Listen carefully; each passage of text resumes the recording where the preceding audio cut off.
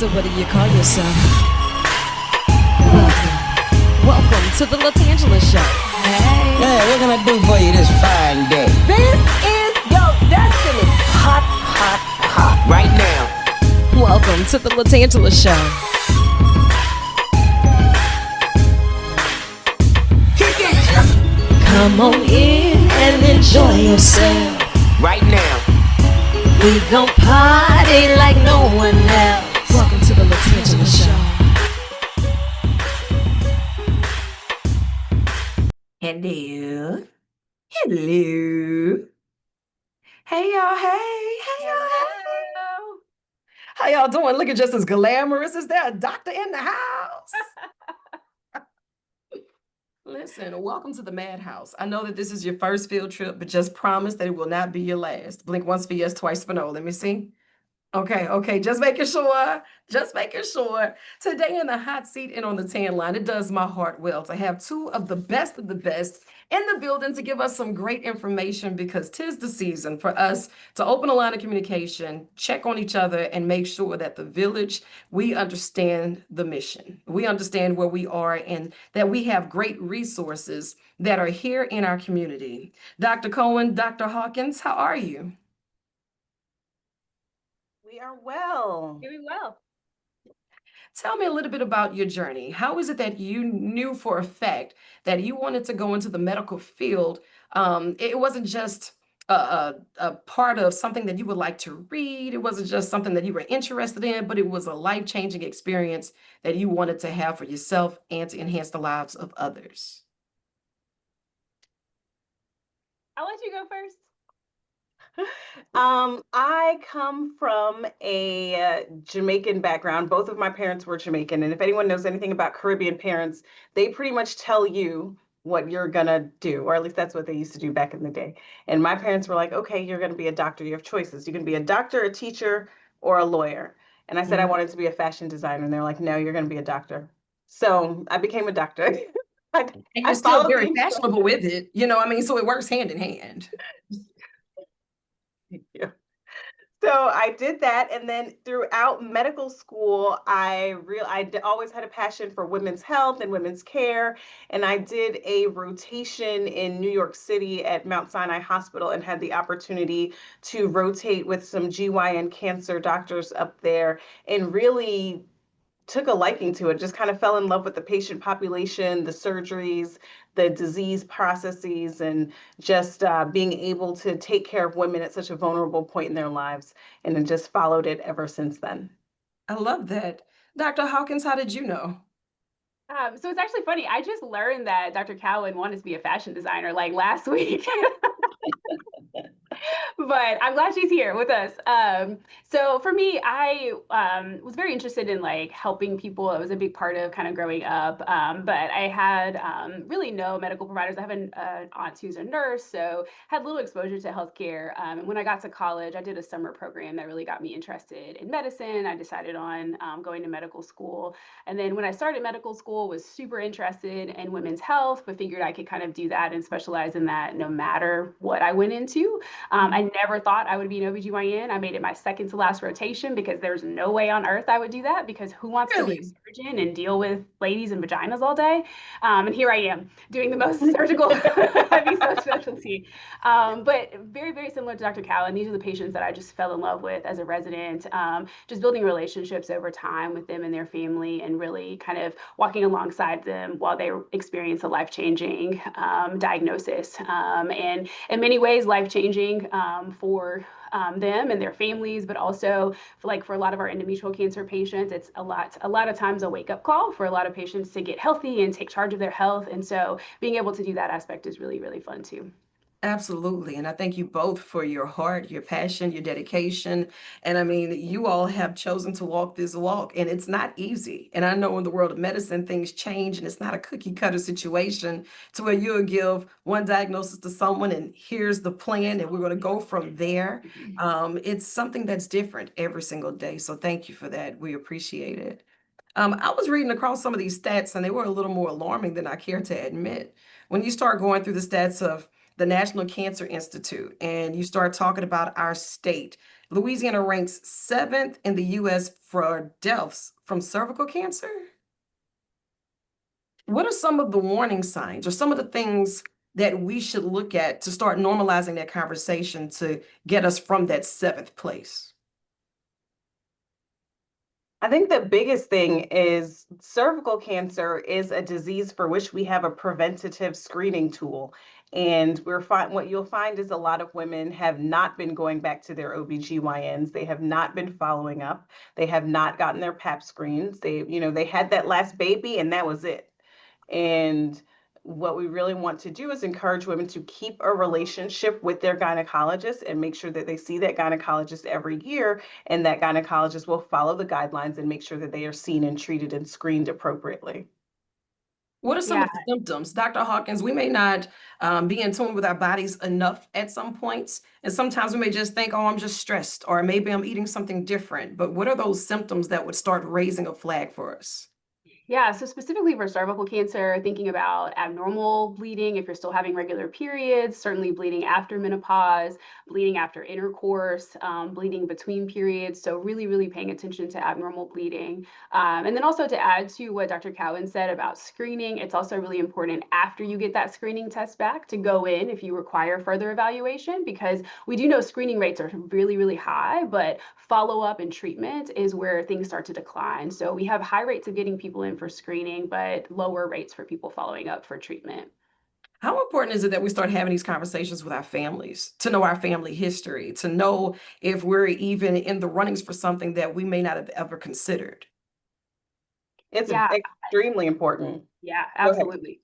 No, go ahead. I was gonna say, like, I think it's super important. We talk about this all the time. These are not comfortable conversations. I think as we head into October and breast cancer awareness, I think people are much more comfortable talking about breast cancer, maybe even colon cancer. But for some reason, GYN cancers are very private and thought to be very intimate. And so people don't even talk about GYN issues, bleeding issues, pain, et cetera. They just think it's the par for the course. Like, mom went through this, aunts went through this, sisters went through this, is what I'm supposed to experience. And so I think also turning those annual visits into a visit where we think a lot about going to doctors is like, you go when you're sick or you go when you don't feel well, but your doctors really do want to educate you about your GYN health. And so let them do that. Come in with good questions. They want to talk to you about those things. And so I do think we have to normalize it a little bit, because people feel like it's, it's like icky or nasty, or they don't want to talk about it. Even saying like words like vulva and vagina kind of freak people out no matter their age. Dr. Cowan, walk us through it a little bit. You can start talking about the GYN cancers, and you put an S on it. It was like, wait a minute. So wait, there's more than one. That's a separate category. Tell Oh, us a yes. little bit about that. So everything below the belt can get a cancer. Everything in your body can get a cancer. But when we talk about these organs that are below the belt, you're talking about your uterus, which is your womb. The cervix is the opening to that womb or opening to the uterus. You have your fallopian tubes, your ovaries, and then your vagina is the tube, but then the labia or the lips are actually called the vulva. And any part of that system can develop abnormal cells that can then become a cancer. So the cervix is actually the only one that we have a screening test for. The rest of them, we rely on symptomatology or your symptoms. And so that is why, when you go back to what Dr. Hawkins is saying, it is so important to have conversations. It's important to discuss this with your gynecologist, but also if you have a friend and your friends are talking, or you're talking to your sister or your aunt or your mom or your grandma, you don't want to, things that kind of seem a little odd to you, you don't want to brush over them. Right. So oftentimes we're glossing over abnormal bleeding. We're glossing over bleeding that happens after menopause. Or we have that grandmother that says that she never went into menopause, which that's not a thing. Like, everyone goes into menopause. Mhm. Sometimes we find a lot of people with a lesion or a mark or something on their vulva, on the labia, on the lips, and they ignore that, or they put a cream on it, or they think it was a bug bite or something, and they put a cream and they put a cream and they put a cream, and weeks and then months have gone by, and this thing keeps getting bigger, and it is actually a cancer. So Wow. any of those These are things organs. that people never talk about. One, You who's don't. going to talk about this over dinner? Secondly, that's so intimate. Who are you sharing this with? Wait, what she say? We are. Right. We're doing this over tea right now because it's important. And who do you tell this to? And if you're telling it to someone, are they educated enough to say, well, you may want to get that screened? Because we'll come up with all of the Dr. Googles. all of the doctor, I hashtag retweet and the social media site told me something. But we have the professionals and the resources and the research that has proven time and time again. And you made a mention about grandmother never went into menopause, but you say that's not a thing. So that's a sign of some type of irregularity that's going on that was ignored from grandma. So grandma didn't know to tell that to her daughter. So now her granddaughter doesn't know to tell it to her great granddaughter. So whenever we're trying to educate ourselves with this, what would be a good starting tool to say these are some of the things that I need to make sure that I'm doing as a self-check start point? Yeah, so I think Dr. Cowan already mentioned kind of those regular checkups, and again, like those are opportunities to talk about these things. And so I even give the line to my patients, like you don't have to tell someone you have cervical cancer, you don't have to tell someone you have endometrial cancer, but you can say, hey, you know what? I was at the doctor, and my doctor told me that this is not normal. Bleeding after menopause isn't normal. Did you know that? And so that's like one of the lines that I'll give them, just so that if they don't want to share their story quite yet, that they can also say like, hey, this is not normal, or to like normalize bringing these things up with your doctor, like, oh, I have this lesion on the outside on the lips, but I don't really want to talk about it. And they can say, you need to go to the doctor. So I think just being aware. So we talk a lot about like self-breast awareness when it comes to breast cancer, but kind of the same thing, right? Knowing when you're like cleaning yourself, when you're wiping, kind of what the vulva feels like. If you notice any like drainage, any bleeding, if you notice a lesion, getting a mirror out to look down there and know what it looks like. And you can get into all kinds of crazy positions to look down there, right? But knowing what it looks like down there. Also kind of being in tune with when you're having periods, like how your periods are coming. Are they regular? Are they irregular? Are they very painful? Are there other things that are occurring during those time periods? Same thing when we think about like ovarian cancer in particular. We talk about a lot of vague symptoms with all of our cancers, but ovarian cancer, you think about abdominal bloating, fullness, like feeling really full early. And so, when you see grandma at, Thanksgiving and you haven't seen her since Easter and her belly's out, sticking out, don't just assume grandma's putting on weight. Ask her about her symptoms. And so I think just like being loving enough to like, bring those things up with the people around you. So paying attention to what's going on with you and paying attention to, the older family members that you have. And so I think some of, our generation, our younger generation is being aware of those things and being able to kind of comfortably bring them up with our mothers and our aunts and our grandmas in a non-accusatory way, but in a way of like, hey, you know what? I've been really listening to all this stuff out here. Have you heard about this? I know we don't like to talk about it, but have you heard about it? I love the fact you mentioned be gentle with your tone. Mhm. Sometimes it's not what you say, but it's how you say it. Right. And Yeah. even if it's coming from a place of love, if it's coming in such a abrupt way, people will be very standoffish because I already Yeah. don't want to talk about this and I don't want you in my business. And that's big, especially in our culture. Mhm. And that's just for medical things in general. We can ignore a lot of things, but it's important. And Dr. Cowan, you mentioned having a screening tool, not for every GYN cancer, but for cervix. What does that screening look like? So the screening is the pap smear, which is the actual scraping of cells from the outside part of your cervix. And we send that off to special doctors or technicians who will look at those cells underneath a microscope, and they'll be able to tell if those cells are starting to become abnormal or if they have already become a cancer. And that leads us to other interventions that we can do to either remove the abnormal cells or diagnose the abnormal cells or diagnose the cancer. The other cancers don't have a screening tool, but with early intervention, many of them can be caught early and cured if you get to a doctor early enough. Now, when you say early enough, sometimes they'll put these age ranges. Oh, you don't have to do such and such until. You don't have to do such and such until. What is that starting number? Because it gets younger and younger. I don't know if it's in the foods, and we're going to circle back to that. But younger and younger at this point, like, do we wait until we get to those? Hey, you're approaching a new decade. What does that age range look like for us?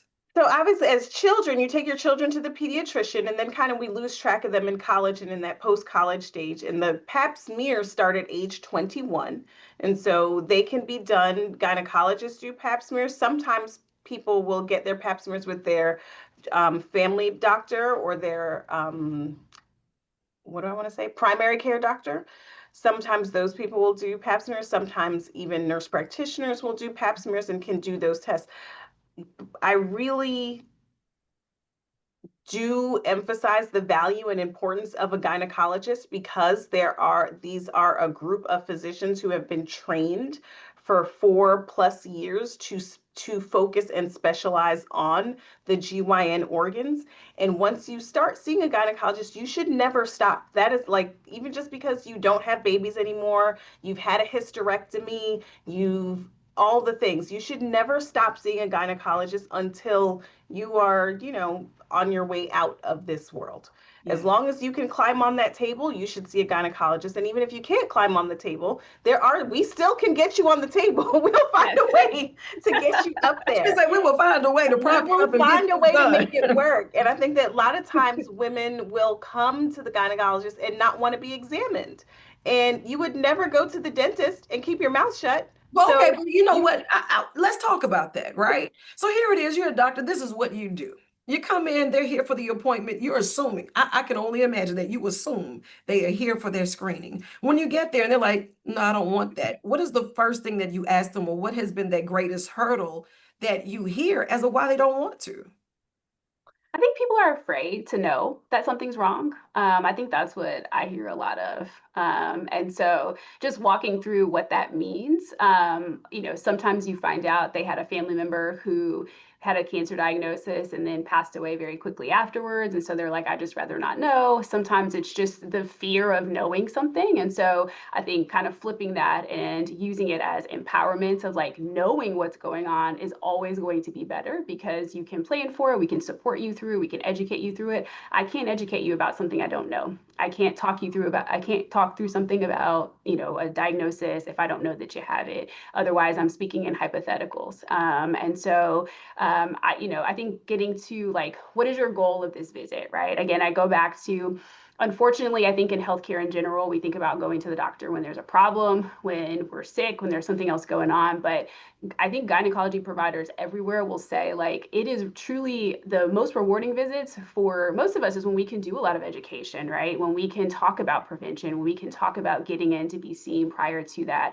And so if we kind of mind shift and think of those visits as being educational, as being informative, as being things that you can then go out to your community and share in those small settings like we talked about, then I usually try to talk to them about that. And I think most of our patients as women who are often the cornerstones of their communities understand that, right? They understand that they have to be healthy in order for the community to be healthy because we are part of the foundation, the cornerstone of most of our communities. And I think that resonates with a lot of people. And then the last thing I'll say is I think a lot of people are concerned about pelvic exams, pap smears in general. I think there's a lot of stuff on the internet about pain with these exams and, how people feel with them. And I certainly don't minimize those things. And so always assessing if patients have a history of assault or history of trauma that makes those exams challenging. I always want to know that. And I think every provider will want to know that. And so don't feel uncomfortable bringing that up because we try to approach every patient as if that were the case to make sure that we're doing a very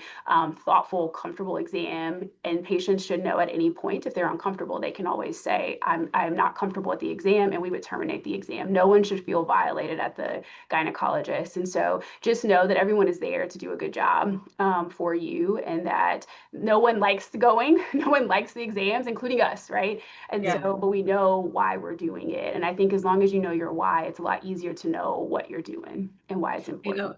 And I love the fact that, you're switching the narrative and you're creating a narrative that's telling us to be educated enough to know that I want you to be comfortable with this.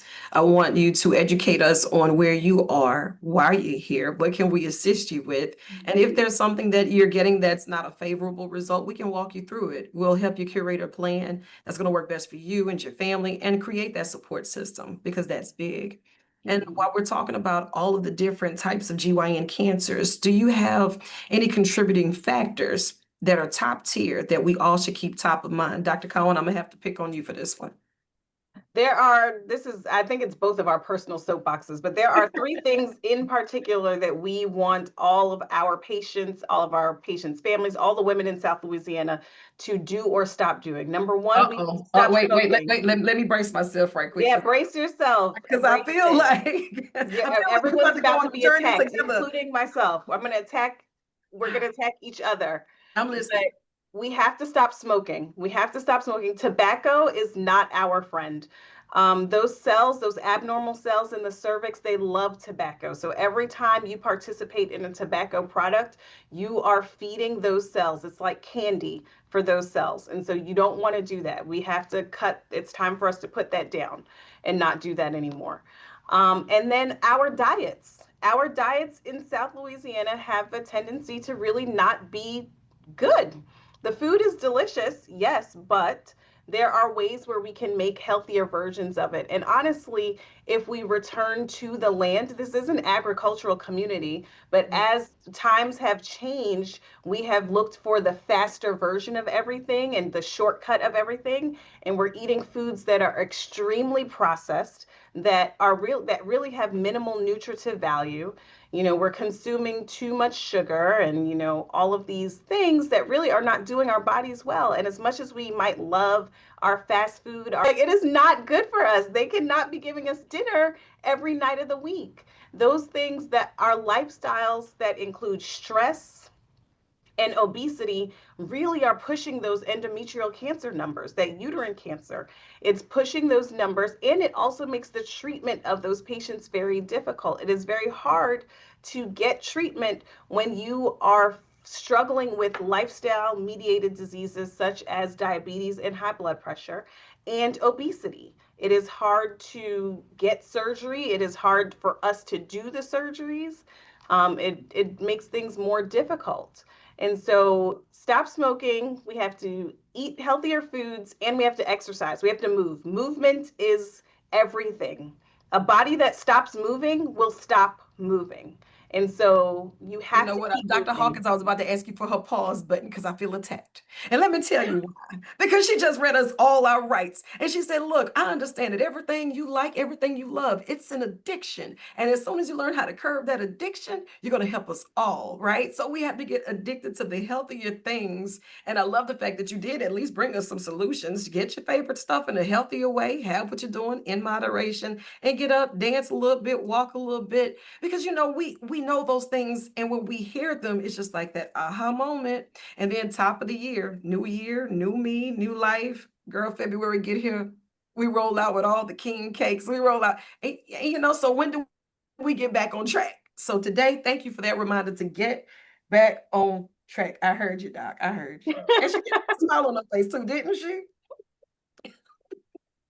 And that's why we love you for it. And you know what, Dr. Hawkins, I might as well give you 30 seconds or less to get on your soapbox too. What did she forget to mention? I mean, like Dr. Calvin said, I mean, we share in that, and we spend a lot of our conversation talking about that with our patients, and particularly here. We both have lived in different places, and so particularly here, the culture of South Louisiana is a beautiful culture, but it is surrounding a lot of unhealthy food, and so we do have a lot of those conversations. And we laugh with patients about it, but it's not take away all the things you love, right? It's try to figure out ways to incorporate healthier versions of that. But yeah, and I think the last thing I'll say is we talked about cervical cancer the last time we chatted. We have talked about ovarian cancer. We talked about vulvar and vaginal cancer. I think the only last thing I'll say is, endometrial cancer or uterine cancers are definitely on the rise. So the mortality for ovarian cancers, which used to be the most fatal GYN cancer, is now below uterine cancer. So I'll say that a different way. For the number of cancer deaths in the United States, uterine cancer or endometrial cancer is the number 5 cause of death now and has now surpassed ovarian cancer, which many people used to think of as a death sentence when you had ovarian cancer. That is no more, but it has surpassed the number of deaths of ovarian cancer. And so endometrial cancer or uterine cancer is the most common cancer that we take care of that often has a symptom. So when Dr. Calvin says, postmenopausal bleeding, bleeding after menopause, being 65 and never gone through menopause, being 60 years old, never going through menopause is not a thing. And so it needs to be evaluated. If that's one thing that we want to like just sing from the rooftops, is just make sure you get it evaluated. Because even though the number of cancer deaths is high and is rising, the vast majority of these cancers can be diagnosed at an early stage and cured with surgery. And so it is super, super important that we pay attention to bleeding symptoms. We used to say like, you know, your period or bleeding was like one of the vital signs. They've added so many parts of the vital signs, we've lost track. But I do think it's really, really important that everybody kind of knows what their bleeding pattern is and pays attention to it. So You that's the last mentioned thing I would. surgeries, and a lot of people have misconceptions about the surgeries or information that they've received from their family members. They may not be as educated on the outcome of the surgeries and the benefits of having it. Can you speak a little bit towards the importance of at least educating themselves on those surgical options? Absolutely. We have surgical options that are varying from being able to do big surgeries with small incisions, and sometimes we have to do big surgeries with big incisions. Sometimes we don't have to make any incisions at all. There are so many different options, and you have to be willing to come in and have that conversation. I would say that the both of us, the vast majority of our surgeries are robotic, which is, you know, kind of a fancier way to do surgery with small incisions and using a camera. And we fill your belly with air. We put these long instruments in. We detach the organs from their attachments and then pull them out through the vagina. And our patients can go home. Some of our patients go home the very same day. Most of them the very next day. Most of them do well. Many of them don't even take the pain medications that we give them after the surgery. And this, we do young women, older women. Both of us have done women in their 90s that have soared and done exceptionally well. I think that a lot of women, a lot of us in general, a lot of people have an attachment to our organs, and our womb is a very sacred organ and is a sacred place. But if that organ is no longer serving you and is a place where it can hurt you, it serves your best interest to consider its removal if that's what your physician is saying that needs to happen. Because we can cure, like Dr. Hawkins was saying, we can cure over 80% of our patients with this surgical procedure that you can go home with the next day. Now, it's not for everybody. Right. But there's a lot of women that can be best served by this. And I think that with the recent things that have happened in the media, where we had women who wanted to hold on to or keep their tumors, I think that both of us feel very passionate about let's not do that. If you know, there are other ways. Yes, we are both very passionate about alternative forms of medicine, healthy living, dietary changes, lifestyle modifications. But when it comes to something that we can cure with a relatively simple procedure, we really want you to consider it. Absolutely. And exploring all of those options from an educated standpoint. And I know that you're doing it from a space of love for these different patients that's coming in with their own concerns, because that is important, especially if their family is telling them something and you have to reprogram. It's hard to give people correct information after they've been misinformed for so long and they're getting information from everywhere and everybody's right. So it's just like overwhelming, right? But I appreciate you both so much for taking time out of your schedule, because I know that appointment list is long. And if it's not, we're about to make it even longer. So now is the time. If you have not had your annual done, give us some of the top screenings they should come for right now to get on the books, because I'm going to send them right over to the women's. So we've talked a lot about the pap smear. So that's, you know, based on guidelines, again, based on your particular medical problems, that screening might need to be more frequent or less frequent. So that's what you'll discuss with your provider. We certainly recommend any woman over 40 to have their mammograms done annually.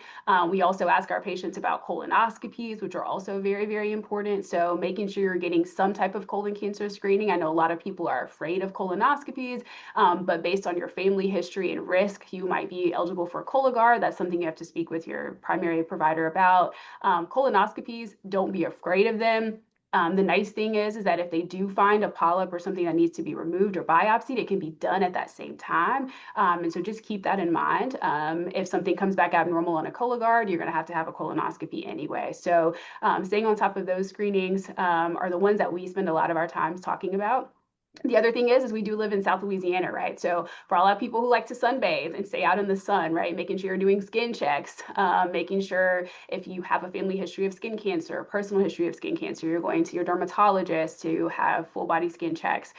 Things like melanoma can also tie into some of the cancers that we take care of. And so I think also a part of that visit to your gynecology provider, they should go over your family history and assess if you are at increased risk for certain types of genetic mutations, because that could trigger a referral to a genetic counselor, and they might find a mutation in your family that could help us prevent cancer from developing. So super, super important to make sure that you know your family history, which ties back to the beginning of our conversation, which is know what's going on in your family. Talk to your family about their history so that you have it accurately to determine if you are someone who needs genetic testing, because we can actually do a lot of, we can do preventative surgery in the case of ovaries, ovarian cancer, uterine cancer, or we can heighten screening or do preventative surgery for increased risk of breast cancer. So I think just keeping all of those things in mind. Did I miss anything, Dr. Cowan? I was just going to add on to what you're saying about the family history. Even if you're adopted, there Yes. are, I think, yeah, you go ahead. Yeah, that's a good point. Yeah. And so there's something for everybody. The biggest thing is think back, take a moment and reflect. When was the last time I saw my GYN? If it has been more than 365 days, you need to make a phone call. You need to go ahead, find, I don't know where, they will give you the information. Google Women's Hospital. There are 100 GYN doctors here. Yeah. You need to make a phone call. Like both of us see patients on a referral basis. So patients who need to be seen for a specific cancer, or if there's a very complicated GYN thing going on with them, then we see those patients. But there's a full building campus designed around women's health here. And so pick up your phone, drive through, come in through the front door. Somebody will help you and direct you. Somebody will point you in the right direction. They will. Somebody will point you in the right direction. And even if you have seen your doctor lately and you've seen them, but you also recognize that something feels funny, something doesn't feel right, or you're bleeding funny and that doctor told you it was fine and something just doesn't sit well in your spirit, you're a little unsettled, try get a second opinion. There's nothing wrong with that. Advocate for yourself. That's big. I appreciate that so much. And I want you to think of this as an extension of your office. So whenever you have anything going on, you feel free to jump in the hot seat on the tan line, pull up on me. I'll be pulling up on y'all soon. So that way I can go through the doors just to say thank you to everybody that works in that building, because y'all are the best at it. You do it with such style and grace too, I might add. So thank y'all so much. I know you have more work to do, so I'm gonna let you chase the sun or let the sun chase you. But either way, get after it. I love y'all, and there's absolutely nothing you can do about it. Thank you so much. Thank you so much. Thank y'all.